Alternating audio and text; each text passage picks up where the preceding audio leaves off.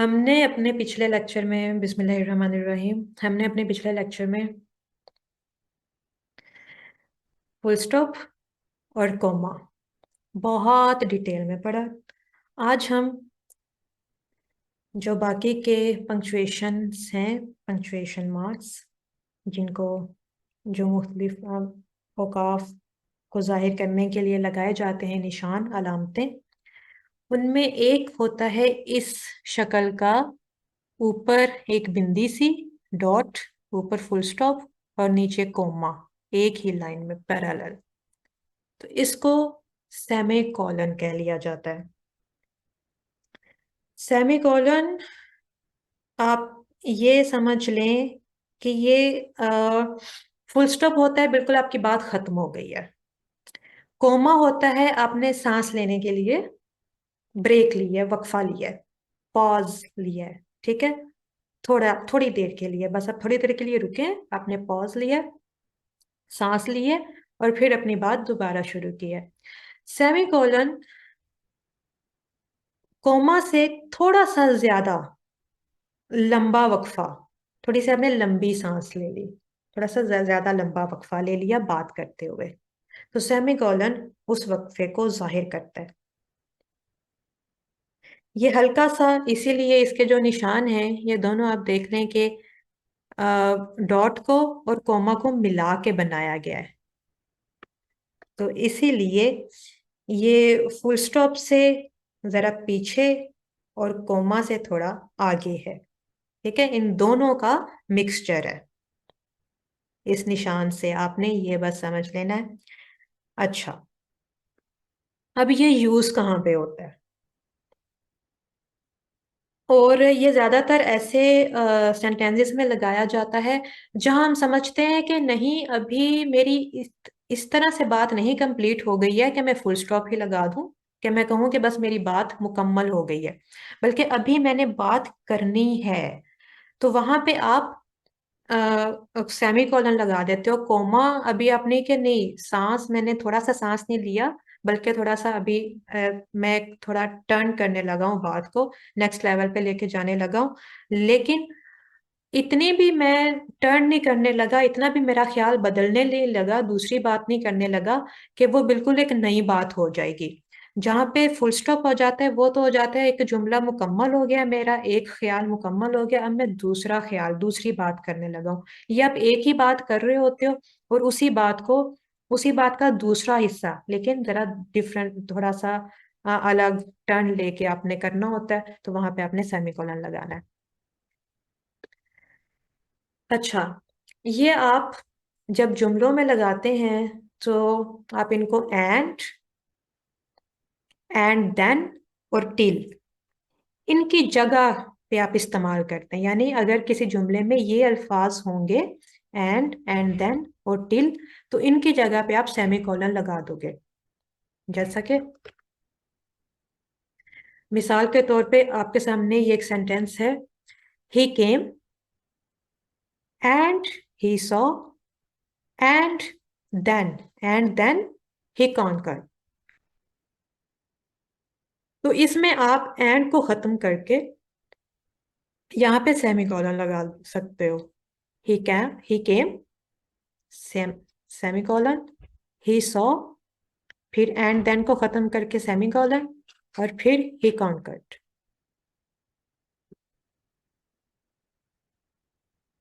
Voice problem हो रही है?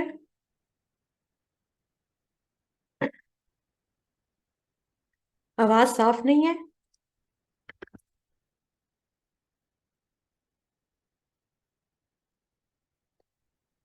क्या आवाज का इशू है? सबको ये इशू आ रहा है? मेरी आवाज सुनाई भी दे रही है आपको? ओके, थैंक यू हमारा, आवाज क्लियर है।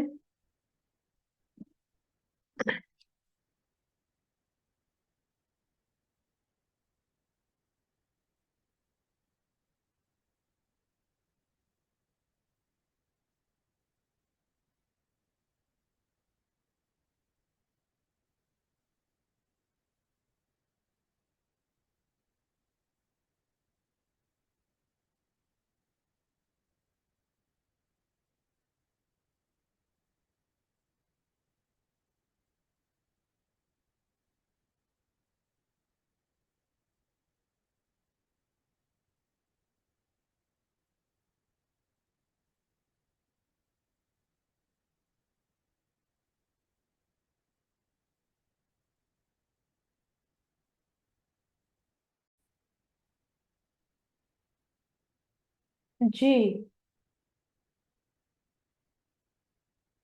तो आपने बस ये याद रखना है कि एंड देन और टिल, जहाँ पे आ रहा होगा वहां पे आप सेमीकोलन लगा लगा सकते हो। ठीक है।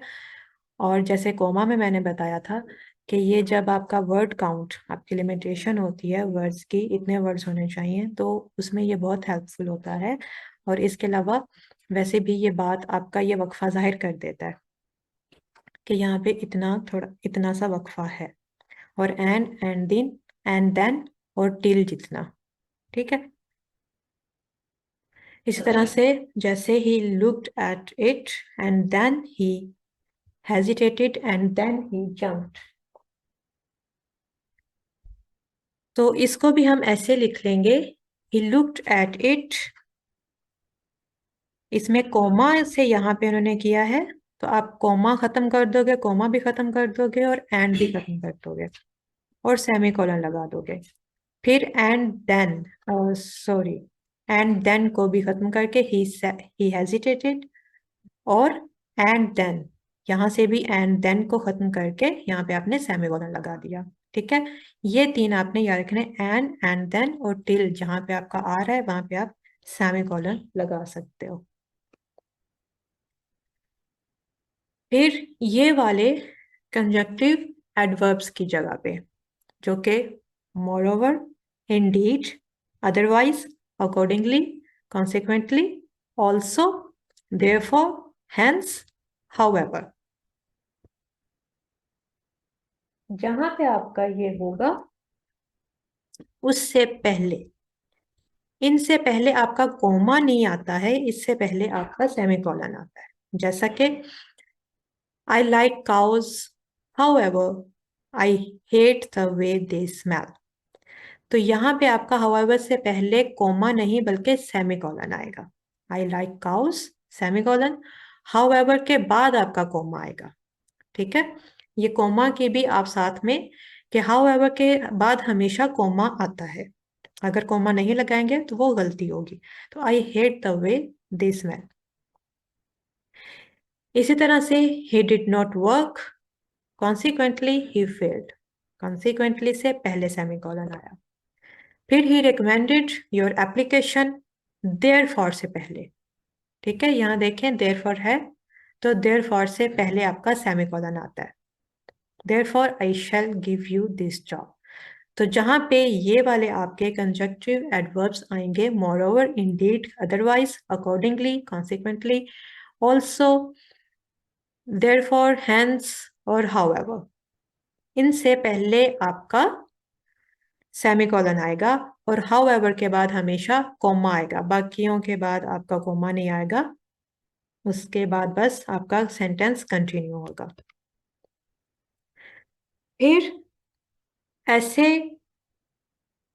जुमले के ऐसे, एक सेंटेंस के ऐसे हिस्से, क्लॉजेस, जो कि डिपेंडेंट हैं, वो एक दूसरे के ऊपर डिपेंडेंट, जो एक दूसरे के ऊपर डिपेंडेंट है, यानी एक दूसरे के बगैर अधूरा है अगर आप उसको अकेला लिखेंगे। तो उनको जोड़ने के लिए, जैसे if you go there, if you meet him, ये इस पे, इसके साथ इफ आ गया ना, अगर तुम आ जाओगे और अगर तुम उससे मिलोगे, तो ये इस पे, ये एक आपका मेन क्लॉज है और बाकी सारे इसके डिपेंडेंट क्लॉज हैं। तो डिपेंडेंट क्लॉज जो डिफरेंट है, उनको मुख्तलिफ है, एक से ज्यादा डिपेंडेंट क्लॉजेस हैं, तो उनको आप एक दूसरे के साथ कनेक्ट करने के लिए आप सेमी कोलन लगा रहे हो। इफ यू गो देयर, और फिर ये यहाँ पे आपका सेमी कोलन आ गया, और इफ यू मीट हिम, फिर semicolon, if you win his favour, you are sure to succeed. यहाँ पे देखें कोमा आया है, क्योंकि ये दोनों एक दूसरे पे डिपेंड है। You are sure to succeed, यानी आप अकेला लिखोगे सेंटेंस, ये पूरा एक जुमला है। ठीक है। You are sure to succeed. If you win his favour, ये भी एक पूरा जुमला है। ये अलग अलग दोनों क्लॉजेस लिखे जा सकते हैं, लेकिन ये इफ यू मीट हिम और if you win his favour, if you win his favour इसके ऊपर डिपेंडेंट है। तो ये तीनों एक दूसरे के ऊपर डिपेंडेंट हैं, तो इसलिए इनके साथ सेमीकोलन आ रहा है इनके बाद। ठीक है, इनको कनेक्ट करने के लिए। ऐसे ही ऐसे ही avoid using a comma when a semicolon is needed. जब सेमीकोलन चाहिए हो तो उसकी जगह पे आप कॉमा नहीं लगा सकते हैं। जैसे the cow is brown, comma it is also old. अब इट इज ऑल्सो, ऑल्सो आ गया तो ऑल्सो का मतलब है कि ये इस पे डिपेंडेंट है, इसके बिना ये मुकम्मल नहीं है, ये अपने तकमील के लिए इसके ऊपर मुनहसर है, इसके ऊपर इन्हिसार करती है। ठीक है, तो यहाँ पे आपका कोमा नहीं आएगा, यहाँ पे आपका सेमीकोलन आएगा। The cow is brown, it is also old. Also की वजह से ये इस पे हमें बताए इट इज ऑल्सो ओल्ड। अगर यहाँ पे आप कोमा लगा दोगे तो वो गलत हो जाएगा। इसी तरह से I bought shiny ripe apples, small, sweet, juicy grapes and plum pears। अब आपको लग रहा होगा ये सारे जो हैं ये तो वर्ड्स हैं, जैसे कॉमा में पढ़े तो वर्ड्स एक दूसरे से आप अलग करने के लिए कॉमा ही लगाते हैं, लेकिन ये वर्ड्स का अपने आप में कोई मतलब नहीं बनता। ये एक दूसरे चीज को एक्सप्लेन करने के लिए इस्तेमाल होंगे, वरना आप इनको अकेला लिखोगे तो उसका क्या, आपको क्या पता। तो ये इस पे डिपेंडेंट है। Ripe apples, small sweet juicy grapes और एंड फर्म पेयर्स।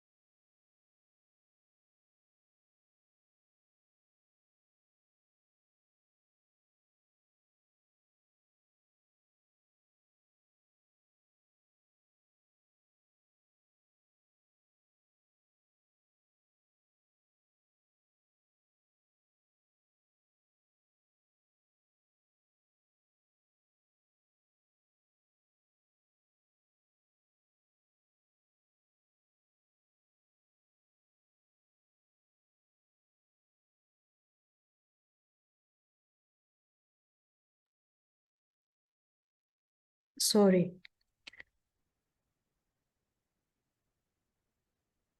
हेलो। जी, तो ये आपका एक दूसरे पे डिपेंडेंट क्लॉजेस हैं, तो इनके साथ आपका सेमीकोलन आएगा। I bought shiny ripe apples, ये एक सेंटेंस है। तो शाइनी और राइप एप्पल्स कहा, यानी एप्पल्स के ये दोनों हैं। ठीक है, तो यहाँ पे तो आपने कॉमा से इसको अलग कर दिया क्योंकि इन दोनों का ताल्लुक एप्पल्स के साथ है। इसके बाद ये एक दूसरी चीज के बारे में शुरू हो गया, ग्रेप्स के बारे में। ये ग्रेप्स की क्वालिटीज हैं। तो ग्रेप्स का जो सेंटेंस, जो क्लॉज शुरू हुआ उससे पहले आपने सेमीकोलन लगा दिया, और जो ग्रेप्स की क्वालिटीज हैं उनके साथ आपने कोमा लगा दिया। ठीक है, समझ आ रही है। एंड फर्म पेयर्स, तो ये सब एक दूसरे से अलग हैं, लेकिन डिपेंडेंट हैं। स्मॉल स्वीट जूसी ग्रेप्स, ये आप अलग लिखेंगे तो इसका मतलब नहीं बनेगा। इसका मतलब है आई बॉट के साथ इसका मतलब बन रहा है। ठीक है,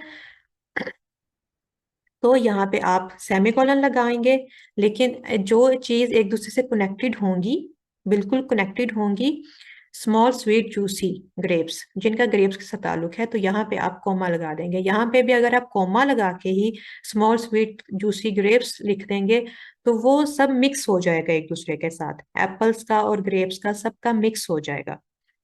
तो इसलिए आपने ये दोनों जो इस तरह के सेंटेंसेस होंगे उनको सेमीकोलन से अलग कर देना है।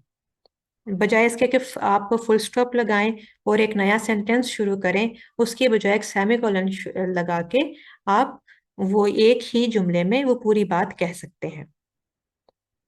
अब देखें, both parts of the sentence are independent clauses and comma should not be used to connect independent clauses. If there is no coordinating conjunction, this mistake is known as a comma supplies. ठीक है,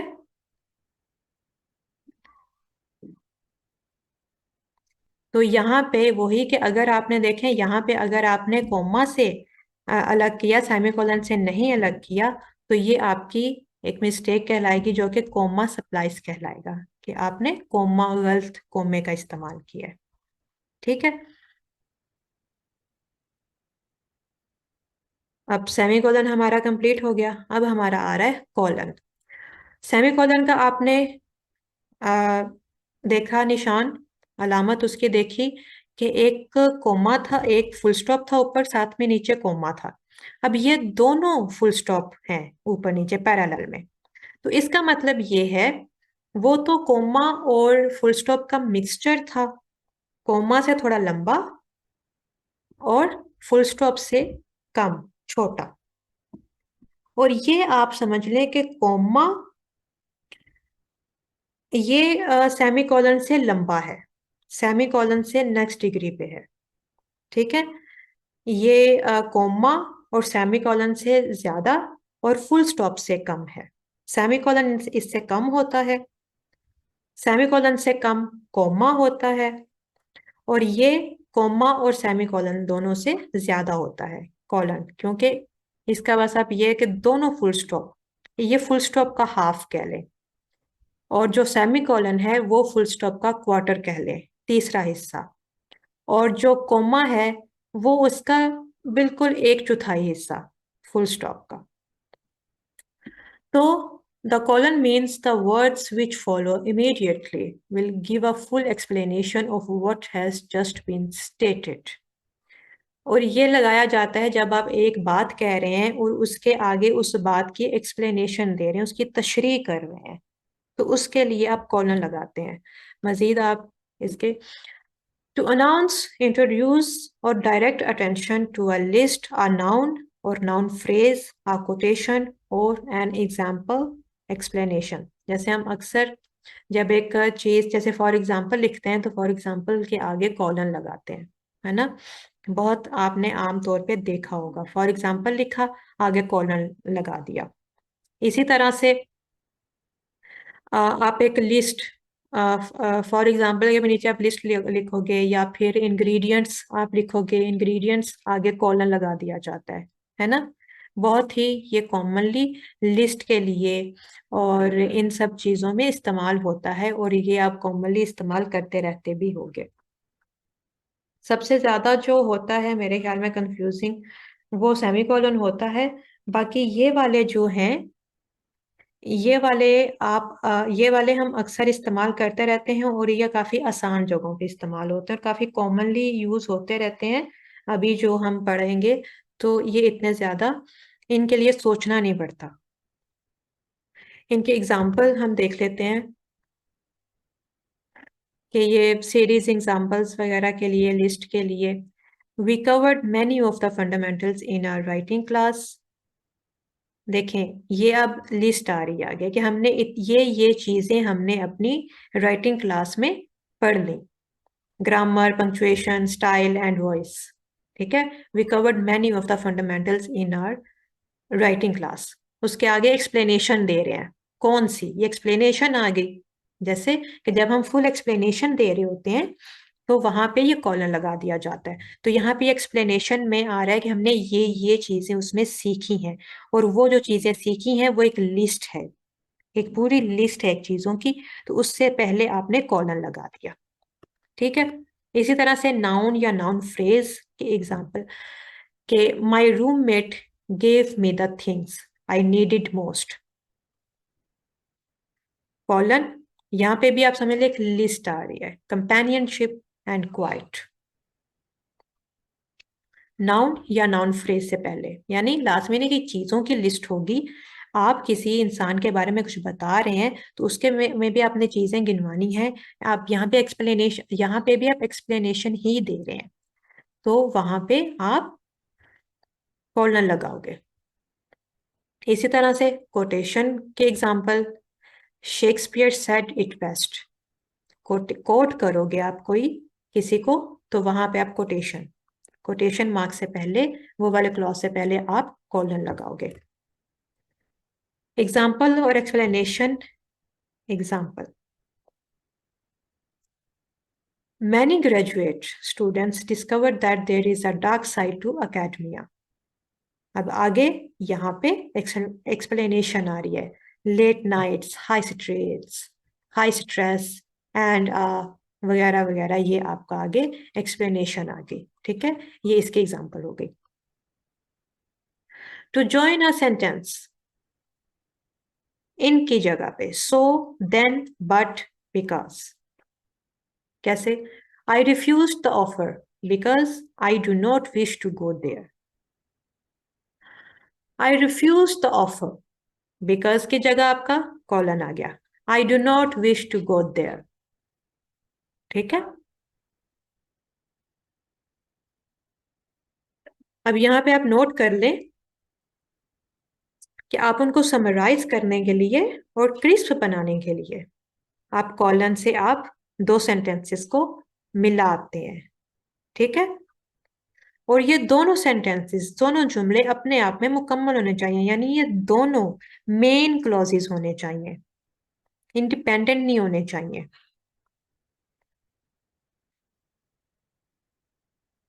लेकिन इसके साथ आपको ये भी ध्यान रखना चाहिए कि अगर आप इसको बहुत ज्यादा ये वाला इस्तेमाल करेंगे तो ये आपके राइटिंग में एक फ्लो नहीं बनाएगा। तो यहाँ आप ये आपने बहुत जरूरत के टाइम पे इस्तेमाल करना है, इन चीजों की जगह पे सो, देन, बट, बिकॉज की जगह पे जब आप इसको यूज कर रहे होंगे, जब दोनों मेन दोनों प्रिंसिपल क्लॉजेस हैं उनके दरमियान में आप कॉलन लगा रहे हैं, बहुत ही अपनी बात को जल्दी जल्दी कहने के लिए, उसको क्रिस्प बनाने के लिए, उसको समराइज करने के लिए, मुख्तसर इसको करने के लिए। जैसे कभी आपको अपनी वर्ड लिमिट के लिए आपको जरूरत पड़ सकती है, कभी आपको ये हो सकता है कि नहीं, अगर मैं बिकॉज हटा दूंगा या सो हटा दूंगा या देन या बट, इन इन इनको हटा दूंगा तो मेरी बात में लफ्जों की ज्यादा ऐसे ज्यादा भरमार नहीं होगी, भरती नहीं होगी, तो वहां पे आप कॉलन। लेकिन बहुत जरूरत के टाइम पे बहुत ज्यादा अगर इस्तेमाल करेंगे तो आपकी राइटिंग बहुत ही कटी फटी सी नजर आएगी। ये हमारा कॉलन हो गया। अब यूजेस ऑफ क्वेश्चन मार्क, बहुत इजी। डायरेक्ट क्वेश्चंस में how old are you, what is your name, जो सीधे सीधे सवाल होते हैं। Do you take exercise daily. ठीक है। अब यहाँ पे मैं एक चीज आपको दोबारा बता दूं जो मैं पहले भी बता चुकी हूँ। हेलो। गया? क्या गया? हेलो। ओए। हेलो।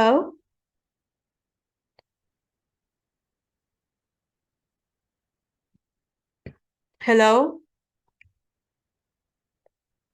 आवाज आपको ठीक आ रही है? ओके। जी, जहां वर्डिंग कम लिखनी है वहां आप कर लें। ठीक है। बस वहां पे जहां, लेकिन अब ये भी आप, नहीं है क्लियर आवाज? अभी भी क्लियर नहीं है? हेलो। सबको, सबको आवाज क्लियर नहीं है या किसी किसी को है?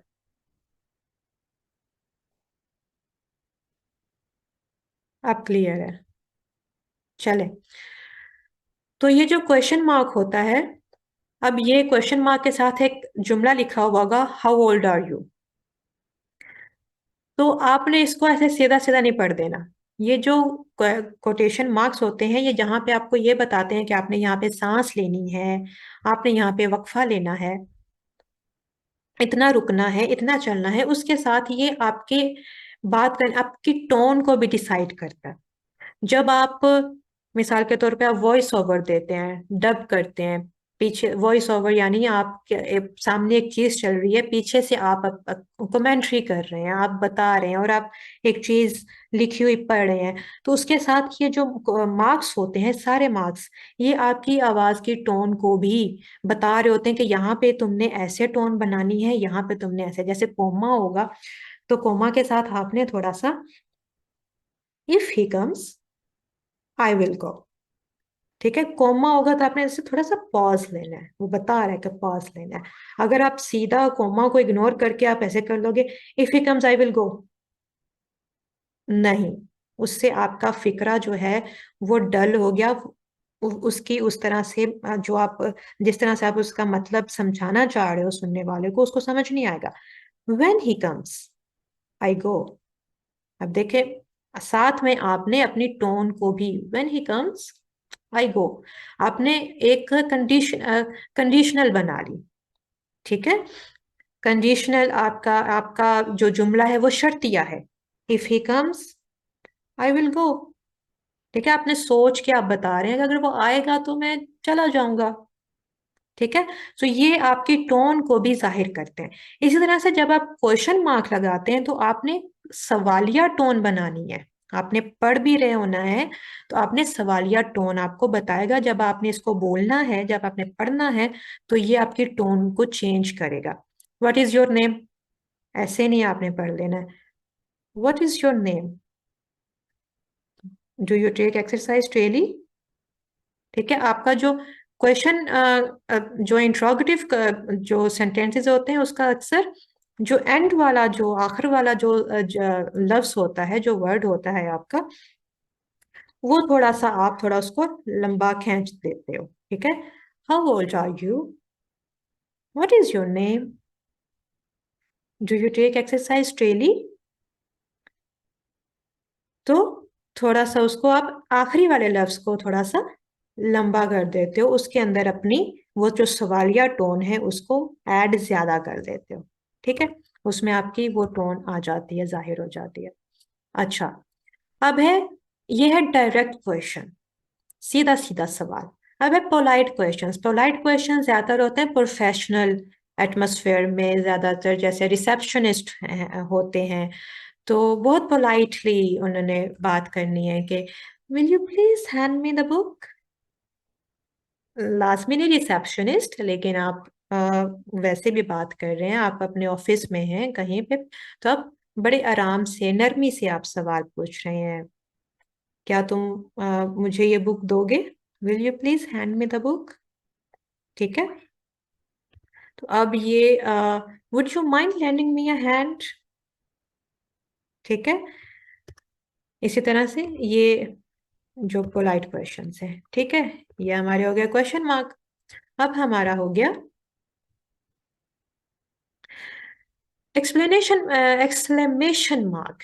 एक्सक्लेमेशन मार्क उल्टा आई।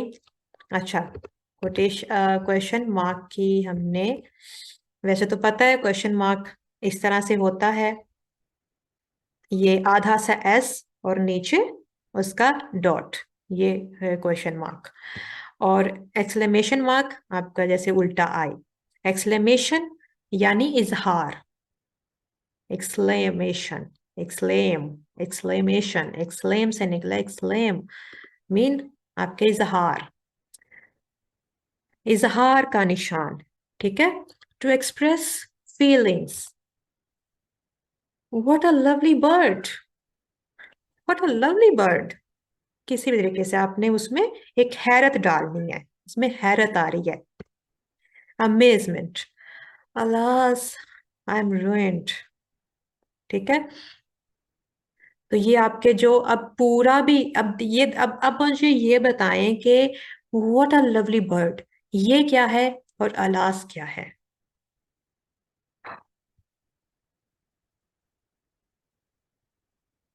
ये दोनों है एक्सक्लेमेशन, लेकिन एक्सक्लेमेटरी, लेकिन मैं फीलिंग की नहीं बता, मैं कह रही हूँ कि इस चीज को हम कहते क्या, व्हाट अ लवली बर्ड, ये एक पूरी आपकी एक फीलिंग को एक्सप्रेस करने के लिए एक पूरी लाइन है, एक पूरा फिक्रा है, और ये सिर्फ एक लफ्ज है। हाँ जी, ये एक्सक्लेमेशन फ्रेज है। और ये इसको क्या कहते हैं?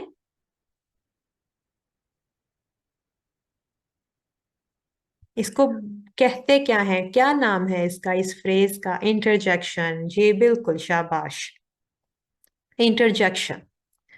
तो ये इंटरजेक्शन से के बाद में लगते हैं। इंटरजेक्शन फ्रेज है, इंटरजेक्शनल वर्ड है, ठीक है ना? इंटरजेक्शनल फ्रेज है या इंटरजेक्शन, एक इंटरजेक्शन है, एक पार्ट ऑफ स्पीच है जो इंटरजेक्शन है, जो कि आपकी फीलिंग्स को जाहिर करता है, एक्सप्रेस करता है, उसके साथ ये एक्सक्लेमेशन मार्क आता है। ठीक है।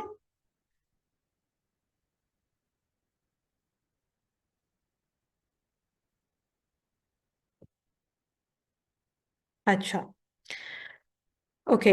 तो ये इंटरजेक्शन के साथ आता है आपका exclamation mark. Hurrah, we have won. O king, pardon me. ठीक है, तो ये हमारे इजहार के लिए होते हैं। ठीक है, interjection part of speech, interjection जैसे ये अलास, हुर्रा, और ये जो O king, what a lovely phrase, sorry what a lovely bird, तो ये इंटरजेक्शनल फ्रेज, और इन दोनों के साथ एक्सक्लेमेशन मार्क, ये एक दूसरे का लाजमी जुज है, एलिमेंट है। Uses of dash.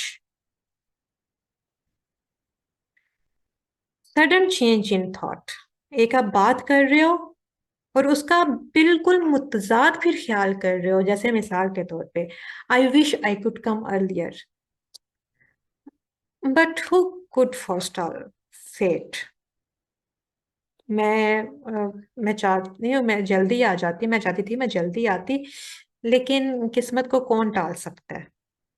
अब देखें, अब एक दफा वो बात ये कर रही है, उसके बाद अपनी ही सवाल का जवाब देके बात बदली जा रही है। ठीक है, अपने ही सवाल का जवाब दिया, थॉट चेंज कर दिया। पहले चे है, मैं ये चाह रहा था, दूसरे में चाहने की जगह एक रियलाइजेशन आ गई। ठीक है, तो ये आपकी वहां पे डैश हो गया, उसको उस थॉट को उन्होंने, कि ये चेंज हो गया है आपका फौरन, आप कह लो कि फ्लिप हो गया। और इसी तरह से, if only I had not done this, सिर्फ अगर मैंने ये ना किया था। But why cry over spilt milk, लेकिन अब पछताए क्या होवत। पहले वो बेनिफिट ऑफ डाउट दे रहा है, या एक अपने लिए वो थोड़ा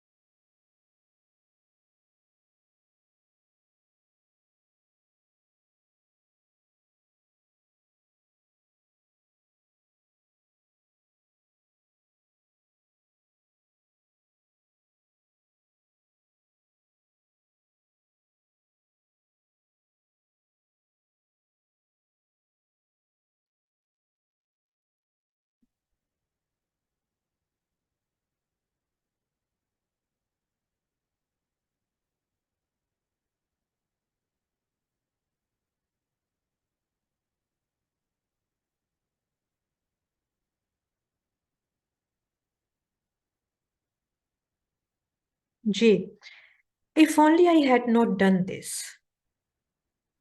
पहले अपॉलजी है, लेकिन साथ ही खुद ही एक नतीजा बता दिया। ठीक है, फौरन चेंज हो गया। ठीक है, समझ रहे हैं आप? तो उसमें आप डैश लगा देते हो। ठीक है, फिर विद एक्सप्लेनिंग वर्ड्स, जैसा कि there shall come a time. अब ये टाइम को एक्सप्लेन करने के लिए आपने एक वर्ड बीच में लगाना है, अ ब्लेसेड टाइम। तो उसके दोनों अतराफ में आप डैश लगा दोगे। ठीक है, when Kashmir will become a part of Pakistan. तो ये टाइम को एक्सप्लेन करता हुआ आपने एक बीच में एक लफ्ज लगाया, एक फ्रेज लगा दी, तो उसके दोनों तरफ आपने डैश लगा दी। ठीक है, अब ये डैश क्या होती है? डैश आपकी एक लंबा सा आपका हाइफन। आप कंप्यूटर पे आप अगर इसको टैप करोगे तो आप दो दफा जब आप हाइफन प्रेस करते हो, हाइफन और डैश एक साथ ही होते हैं एक ही की में। आप जब दोनों साथ टाइप करते हो और फिर स्पेस देते हो तो वो डैश बन जाता है, और अगर आप सिंगल रहने देते हो तो वो हाइफन रहता है। अब हाइफन क्या है?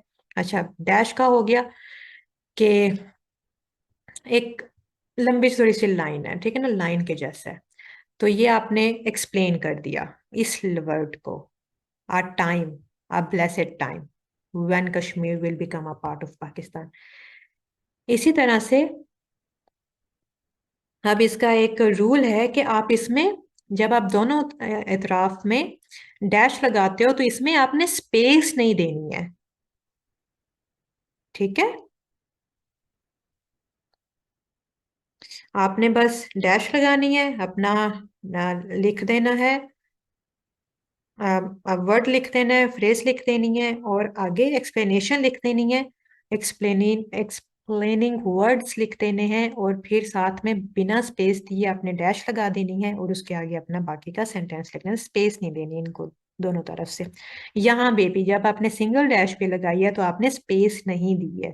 ठीक है, स्पेस नहीं देनी आपने।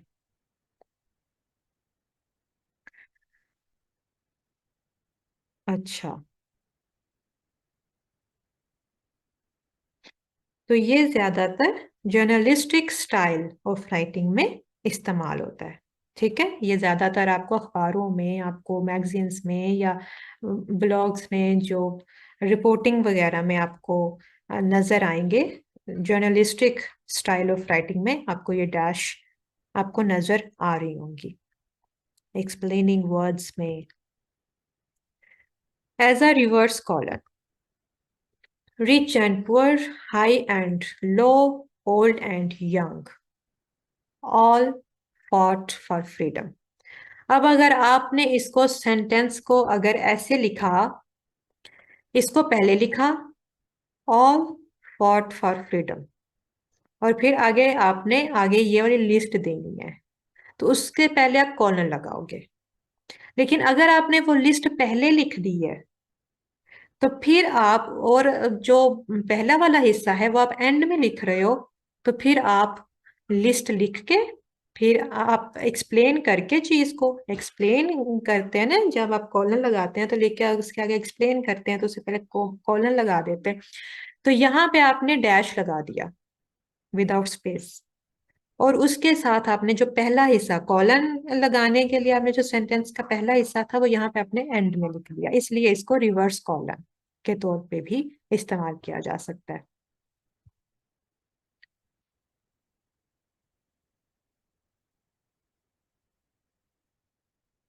अब यह है कि don't combine dashes with other punctuation marks. For example, they acquired several horses at the fair. अब ये नहीं है कि यहाँ पे कॉमा लगा दोगे और डैश लगा दोगे और विनर और फिर कॉमा, और ये आप ये नहीं करोगे। ठीक है, कॉमा, सेमीकोलन, कॉलन कुछ भी आप डैश के साथ उनको नहीं लगाओगे। इसकी बजाय आप बगैर उसको किसी और कॉमा, सेमीकोलन, किसी और किसी और पंक्चुएशन मार्क के बगैर उसको अकेला इस्तेमाल करोगे। जैसे यहाँ पे कॉल उसके साथ गलत था, तो उसके साथ आपने नीचे अ विनर, अ लूजर, ठीक है, a fair, at the fair, a winner, उसके बगैर कोमा के आपने डैश लगा के आपने अपना वर्ड लिखा, और फिर उसके आगे a loser and a beer drinking where. तो यहाँ पे आप एक्सप्लेन ही कर रहे हो, ये एज अ रिवर्स कोमा ही यूज हो रहा है यहाँ पे, sorry as a reverse colon, ठीक है। तो यहाँ पे एज अ रिवर्स कॉलन जब आप यूज करेंगे तो यहाँ पे आप कोमा ना लगा दीजिएगा, सही है। ये एक river as a reverse colon use हो रहा है। अब है अपॉस्ट्रोफी।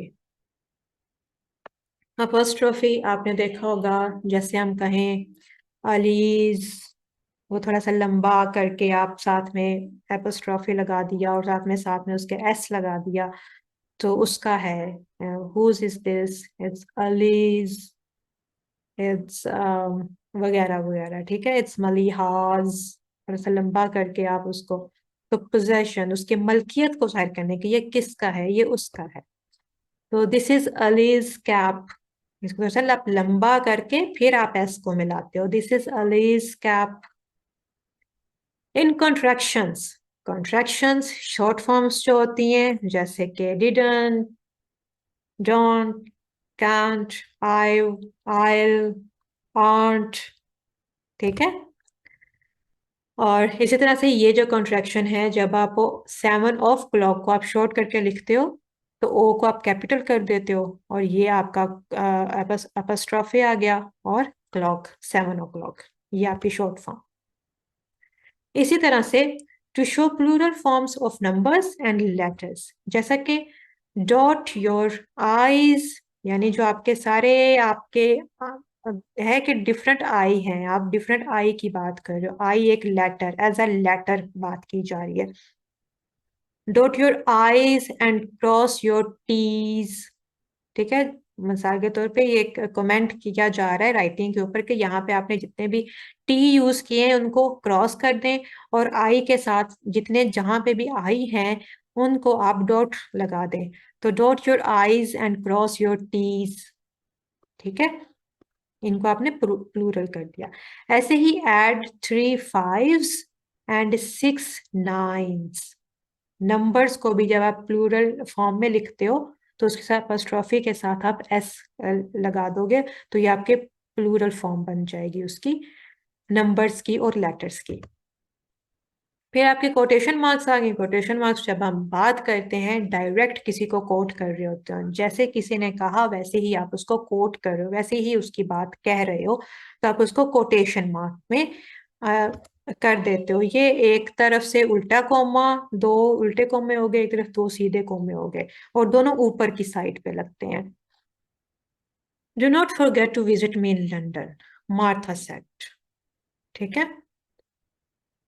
आपकी कोटेशन मार्क्स से, अगर आपने कोटेशन पहले कोट की है तो आपकी कोटेशन से पहले आपका कोमा आ जाएगा, फिर कोटेशन मार्क्स आ जाएंगे और मार्था सेट।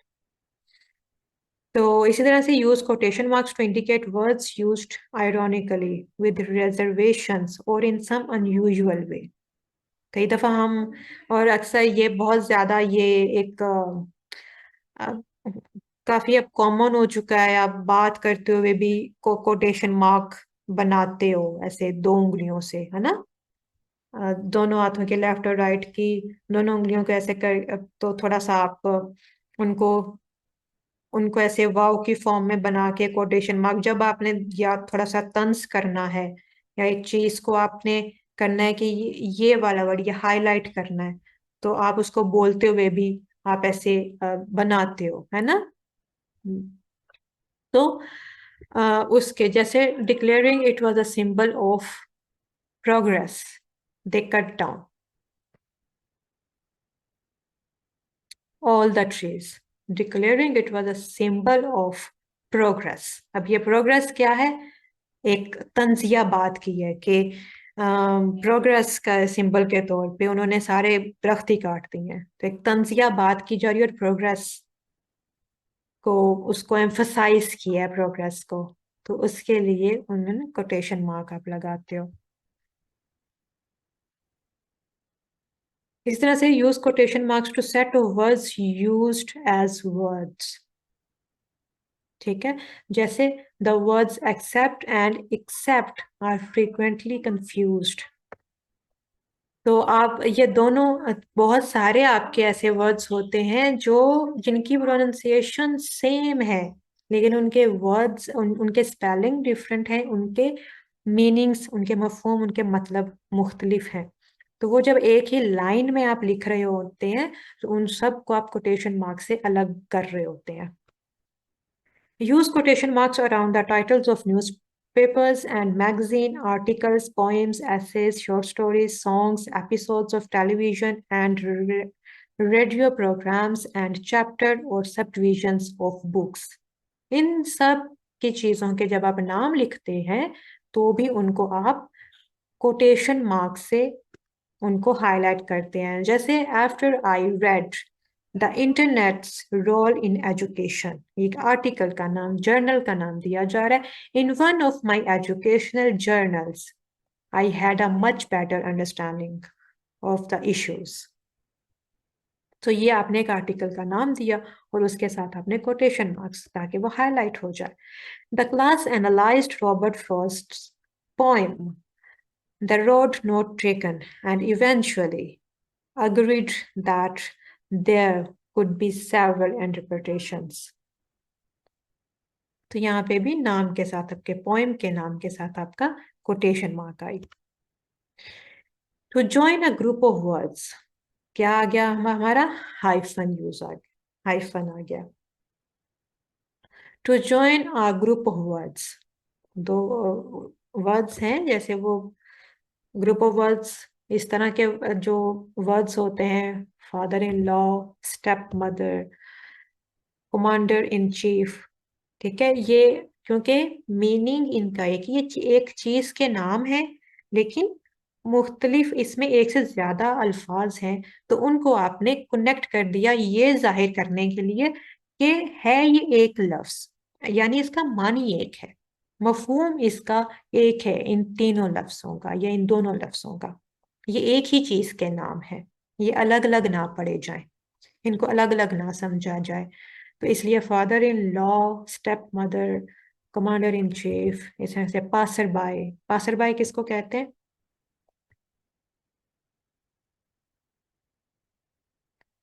पासर बाय किसको कहते हैं? पासर बाय कहते हैं जो गुजर रहे हैं, पास से जो लोग गुजर रहे थे, जो गुजर रहे थे पास से।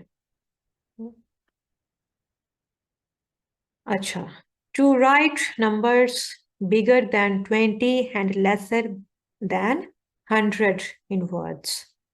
जैसे कि अब देखें, ये 20 से बड़े और 100 से छोटे जो आपके नंबर्स हैं उनको लिखते हुए आप हाइफन यूज करते हैं। हाइफन एक छोटी लाइन है, डैश एक लंबी लाइन थी, एक छोटी है, ठीक है। इन दोनों को जब आप मिलाते हो हाइफन को तो डैश बन जाती है, इसको अकेला रहने जाते हो तो ये हाइफन है। तो 21, इसी तरह से 79, 85, ये जो नंबर्स आप लिखते हो 20 से ऊपर और 100 से नीचे वाले, तो उनको आप हाइफन से कनेक्ट करते हो। तो ये हमारे हो गए punctuation marks.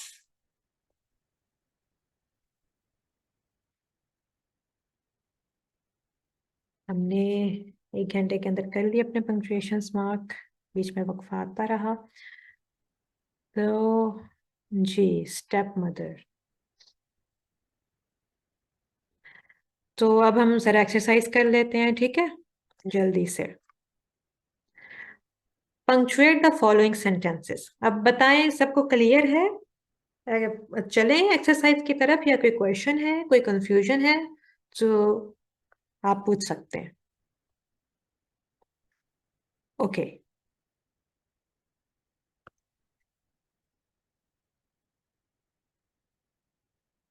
He is my friend, he comes to see me daily.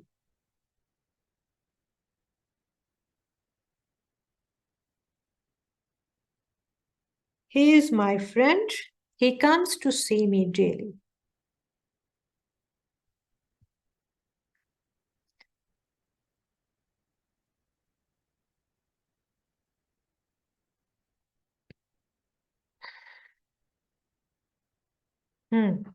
ठीक है।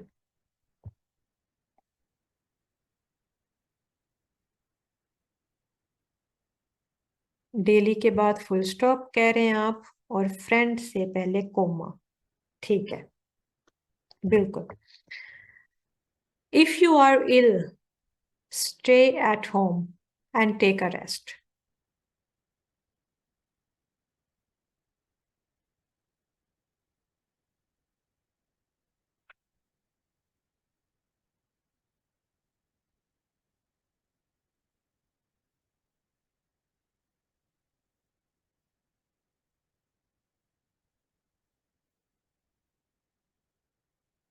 If you are ill, stay at home and take a rest.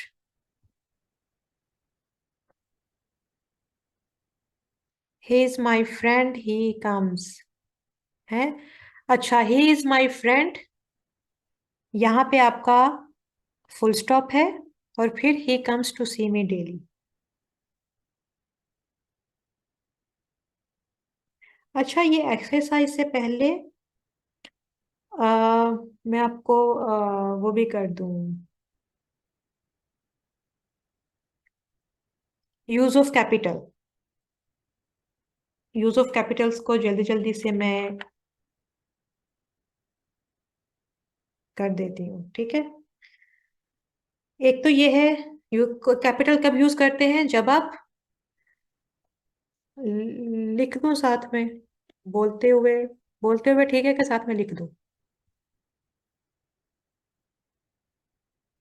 जल्दी से, बस हमने रिवाइज करना है, बहुत सारी चीजें तो पहले से पढ़ चुके हैं, सेंटेंसेस में भी, लेकिन जल्दी से हमने उसको बस रिवाइज करना है।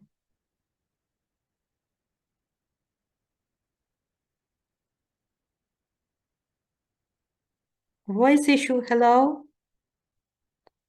अभी ठीक है।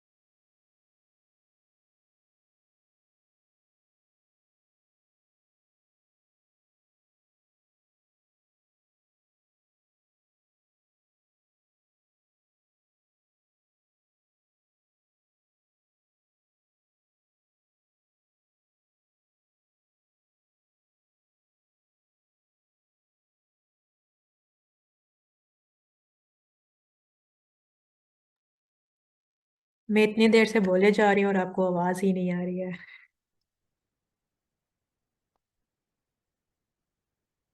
क्योंकि मेरा माइक म्यूट है।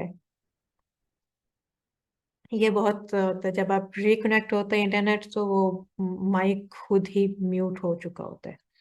अच्छा, मैं बता रही थी कि जो हाइफन है, हाइफन का जो यूज है, उसका एक यूज ये भी है कि जब आप इंग्लिश में जब आप लिखते हैं, तो अक्सर आप जगह कम पड़ जाती है, तो आप उसको लफ्ज को तोड़ के आपने बाकी का लफ्ज दूसरी लाइन में लिख दिया, है ना? ऐसे करते हैं।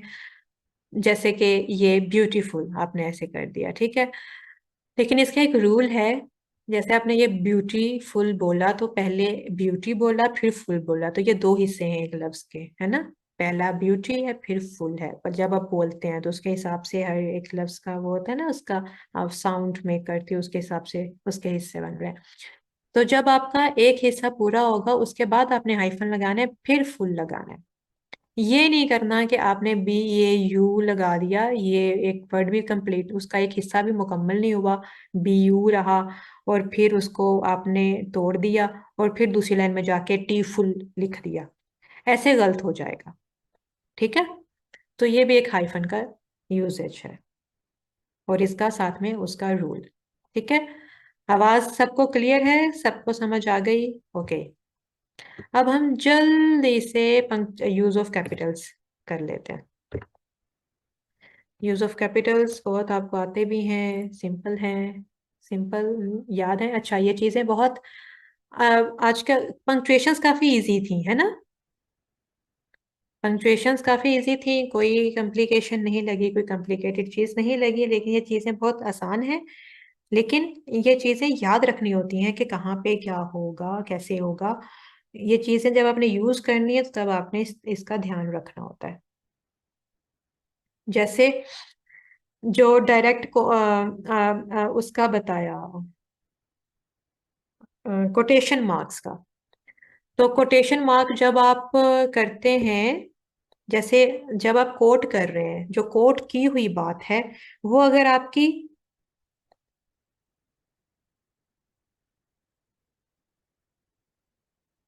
पहले आ रही है, तो फिर आप कोमा लगाएंगे, और उसके बाद उसको इन कोमा से बंद करके उसको कोटेशन मार्क से मैं लिख के बता देती हूँ आपको।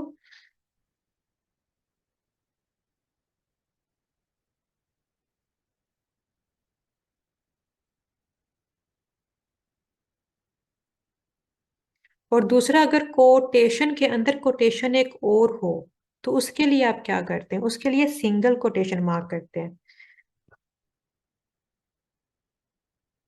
ही सेड टू मी, ठीक है? आप यहाँ पे कोट कर रहे हो, आई हर्ड हिम से। ही सेड टू मी, मैंने उसे ये कहते सुना। अब ये दोनों चीजें वो डायरेक्ट कोट कर रहा है उसके कहने वाले के अल्फाज में। ही सेड टू मी, उसने मुझसे कहा। ही हर्ड हिम से, उसने उसे कहते हुए सुना। ठीक है? उसने उसे कहते हुए सुना। क्या कहते हुए सुना?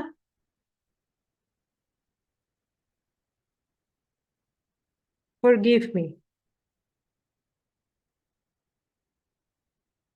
अब यहाँ पे आप देखें कि कहने के अंदर उसने एक थर्ड पर्सन की, उसके भी एक तो सेकंड पर्सन की बात वो कोट कर रहा है, फिर सेकंड पर्सन ने जो थर्ड पर्सन की बात कोट की उसको भी कोट कर रहा है, तो कोटेशन के अंदर कोटेशन आ रही है। तो कोटेशन के अंदर जब कोटेशन आएगी, तो आप उसको दो, यहाँ पे दो कोटेशन मार्क के दो कॉमा होते हैं, यहाँ पे आपका सिंगल एक कॉमा हो जाता है। ठीक है? कोटेशन के अंदर जब कोटेशन होगी, तो आपका सिंगल कॉमा वाला कोटेशन मार्क आएगी। ठीक है?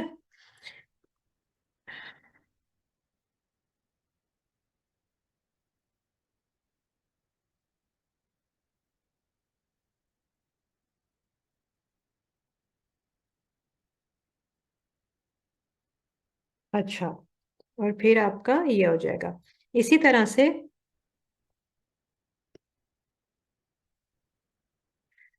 ये हो गया। अच्छा, अब हम जल्दी से कैपिटल कर देते हैं। जी, थर्ड पर्सन कोटेशन। अब हम जल्दी से कैपिटल कर लेते हैं, टाइम जा रहा है। कैपिटल्स कम लिखते हैं?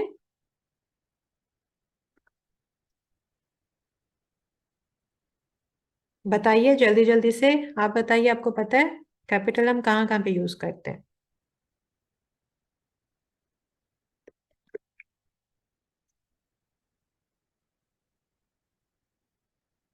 जब एक सेंटेंस हम स्टार्ट कर रहे होते हैं, ठीक है।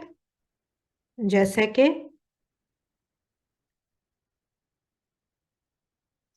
Have faith in God. ठीक है, ये एक सेंटेंस है कंप्लीट, इसका हमने पहला ये यहाँ पे ये हमने कैपिटल लिखा, और इसके साथ गॉड जब हम लिखते हैं तो वो भी हम कैपिटल करते हैं। ठीक है, वो चाहे दरमियान में आए चाहे शुरू में आए, गॉड को हम कैपिटल करते हैं। ये आपके दो यूजेस हो गए। अब अब है आपका, जब आप एक पोइम लिख इंग्लिश में जब पोइम लिखी जाती है तो पोइम का हर स्टैंजा के हर जो लाइन होती है, हर सतर जो होती है, उसकी हर लाइन जो होती है उसका पहला लफ्ज बड़ा होता है। ठीक है, जैसे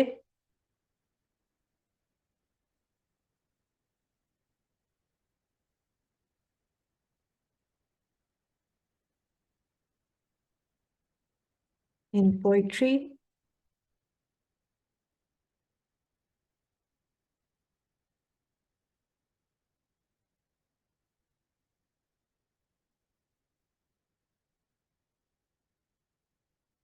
हर लाइन का जो पहला लफ्ज होगा, जैसे एक पोइम है लाइफ इज रियल,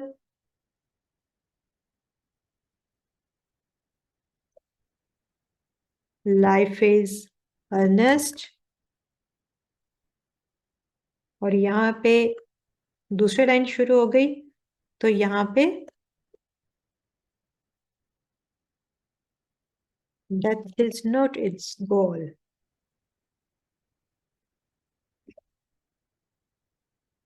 ठीक है, तो यहाँ पे हर लाइन आपकी कैपिटल से शुरू हो जाती है।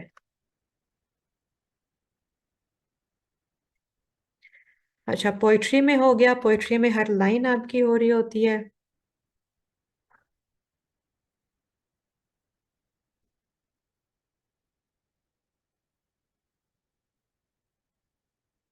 जी, थर्ड पर फर्स्ट नेम सेंटेंस के स्टार्ट में, sentence start person, proper noun abbreviation में, नेम राइटिंग में, बिल्कुल नेम राइटिंग में हो गया, एब्रीविएशन में हो गया, प्रॉपर नाउन में हो गया, प्रोनाउन में हो गया, फिर आपका इंटरजेक्शन हो गया। इंटरजेक्शन अकेले इस्तेमाल हों जब, जैसे ओ किंग। ठीक है, ओ किंग, इसमें आपका जब इंटरजेक्शन, फिर दिन और महीनों के नामों में,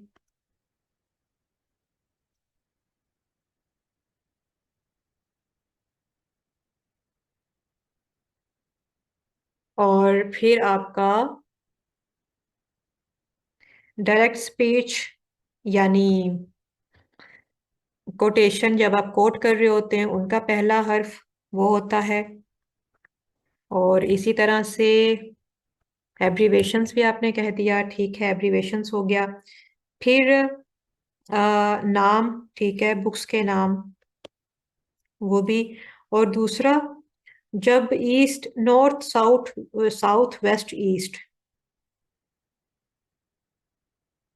ये जब वैसे आप इनको लिखते हैं, नॉर्थ ईस्ट वेस्ट साउथ, तो जैसे कि मिसाल के तौर पे अगर ये किसी कंट्री का नाम है, he lived in the west, जैसे हम कहते हैं ना वो मगरिब में रहता है, he lived western world। ठीक है, वेस्ट सिंस हिज चाइल्डहुड।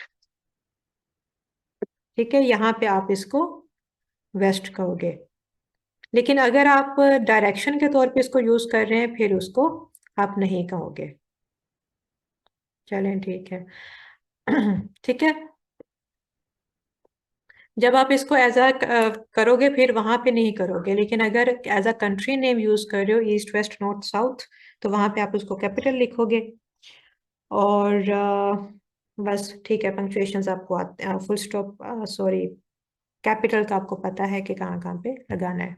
बाकी सब आपकी वही यूनिवर्सल वर्ड्स, बिल्कुल, सन मून वो प्रॉपर नाउन ही होते हैं, यूनिवर्सल वर्ड्स जो होते हैं वो प्रॉपर नाउन ही होते हैं। चले, आपने पहली वाली जो थी उसका क्या आपने बताया था?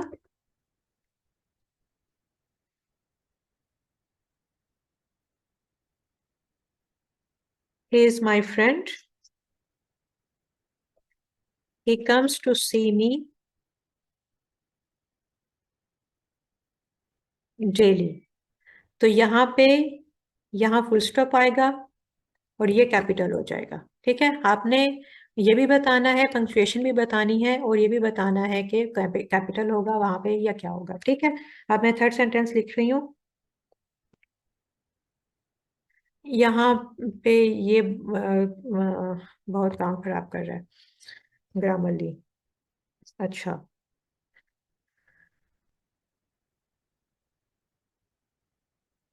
Do you know the way to the station? यहाँ पे क्या पंक्चुएशन आएगी कोई?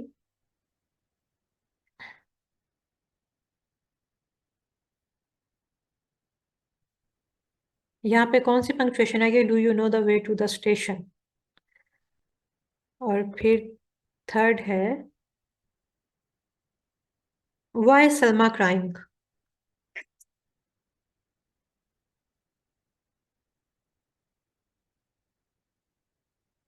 और फिर है hurrah, we have won the match. और फिर मे यू लिव लॉन्ग। और फिर what a beautiful bird it is.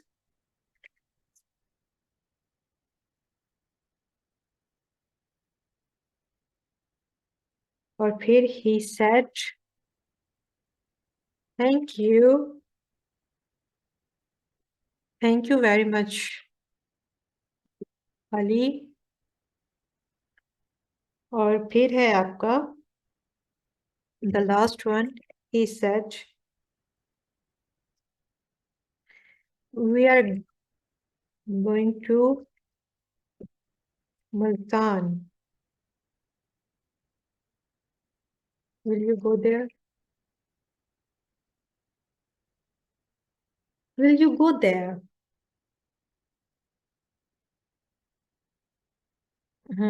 Crying, hurrah, match, station.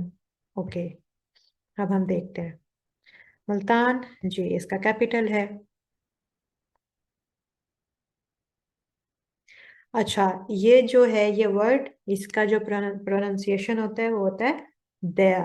ठीक है ना, देयर नहीं होता है, दया। थोड़ा अपने मुंह खोल के, दया। अच्छा, और र आपका साइलेंट हो जाता है। अच्छा, do you know the way to the station? ठीक है, इसमें एक क्वेश्चन मार्क है, ये भी आपका क्वेश्चन है। ये आपका हुर्रा है, और मैच का फुल स्टॉप है। May you live long,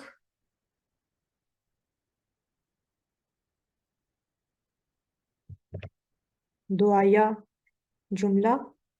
what a beautiful bird it is, he said thank you very much Ali. ये बताइए, he said thank you very much Ali.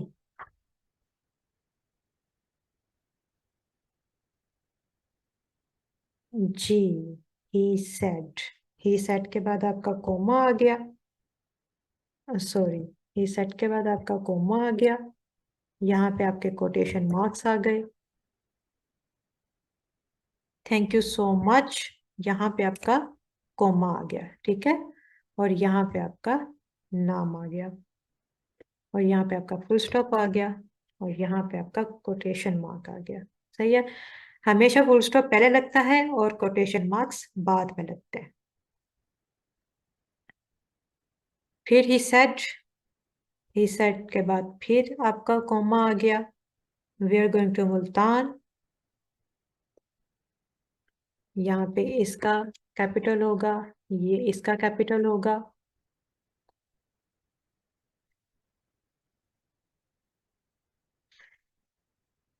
We are going to Multan. ये एक उसकी बात पूरी हो गई।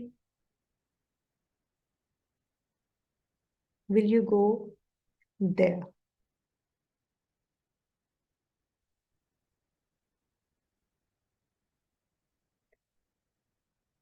Will you go with us there.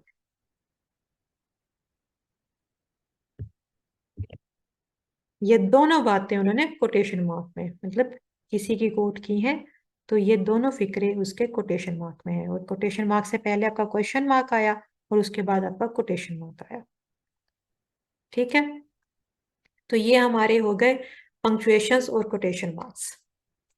ठीक है, क्लियर है सबको? कोई कंफ्यूजन?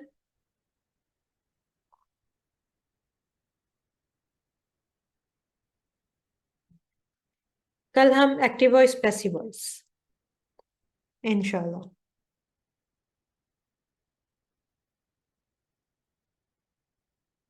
चलें, अब हमारे बहुत थोड़े से रह गए हैं। कल हमारा एक्टिव वॉइस पैसिव वॉइस है, फिर हमारा डायरेक्ट इनडायरेक्ट है इसी वीक में। कम ये दोनों कंप्लीट हो जाएंगे। फिर हमारा नेक्स्ट वीक में दो रह जाएंगे, एक तो सब्जेक्ट वर्ब अग्रीमेंट और आपके मोडाल, जैसे अलीना तारिक की फरमाइश थी, शुड वुड कुड वगैरह, मे माइट वगैरह का जो यूजेस हैं उनके, कहाँ पे इस्तेमाल करते हैं वो। तो हमारा जो लास्ट होगा वो हमारा मोडाल के कुछ कॉमन जो मोडाल्स हैं उनके हम यूजेस देखेंगे। ठीक है, तो फिर हमारा नेक्स्ट वीक एंड हो जाएगा। तो एक्टिव वॉइस पैसिव वॉइस देख के आइएगा। लेक्चर अपलोड नहीं हो रहे, Hasnain mehndi, I have explained. Thank you so much for joining.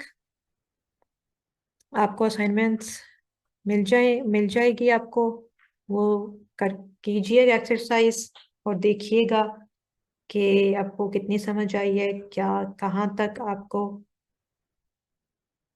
अब चीज़ें क्लियर हो गई हैं। ठीक है, थैंक यू सो मच।